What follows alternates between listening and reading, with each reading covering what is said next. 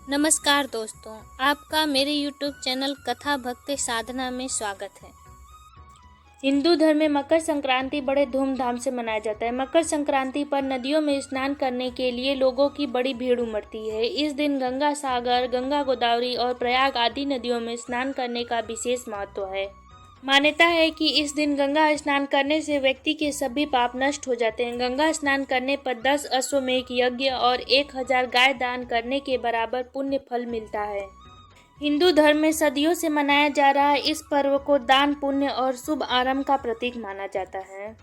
इस दिन लोग सामूहिक पतंगबाजी का आयोजन करते हैं, जिसमें बच्चे बड़े हर्षोल्लास के साथ यह त्योहार मनाते हैं। इस दिन तिल, गुड़, दही, चूरा आदि प्रकार के पकवानों का सेवन किया जाता है। मकर संक्रांति की पौराणिक कथा के अनुसार जानेंगे कि माँ गंगा धरती पर क्यों अवतरित हुई थी। इक्ष्वाकु वंश के राजा सगर अपने धर्म पुण्य कार्यों के लिए प्रसिद्ध थे। एक बार उन्होंने अश्वमेध यज्ञ का आयोजन किया तो देवराज इंद्र ने यज्ञ के घोड़े को चुराकर कपिल मुनि के आश्रम ले जाकर बांध दिए। राजा सगर ने अपने पुत्रों को उस घोड़े के खोज में लगा दी। वे लोग अश्वमेध यज्ञ के घोड़े को खोजते हुए कपिल मुनि के आश्रम जा पहुंचे।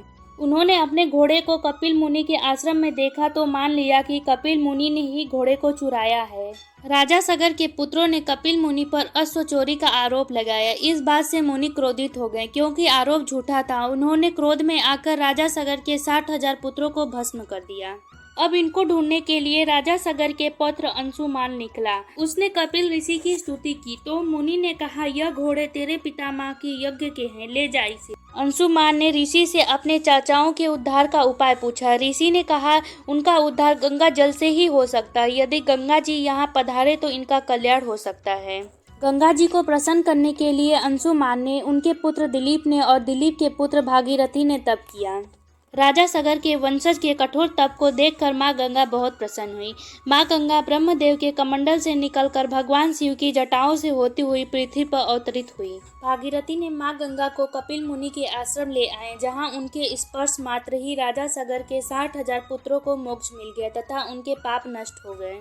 कहा जाता है कि जिस दिन माँ गंगा ने राजा सगर के 60,000 पुत्रों को मोक्ष प्रदान किया, उस दिन मकर संक्रांति थी। इसी वजह से हर साल मकर संक्रांति के दिन गंगा स्नान किया जाता है। धार्मिक मान्यताओं के अनुसार मकर संक्रांति पर गंगा जल अमृत के समान लाभकारी हो जाता है। गंगा नदी में स्नान करने से सभी लोगों के पाप नष्ट हो जाते हैं। अगर आपको ये जानकारी पसंद आई हो तो कृपया मेरे वीडियो को लाइक कर दें और शेयर कर दें। साथ ही मेरे चैनल को सब्सक्राइब कर दें। धन्यवाद।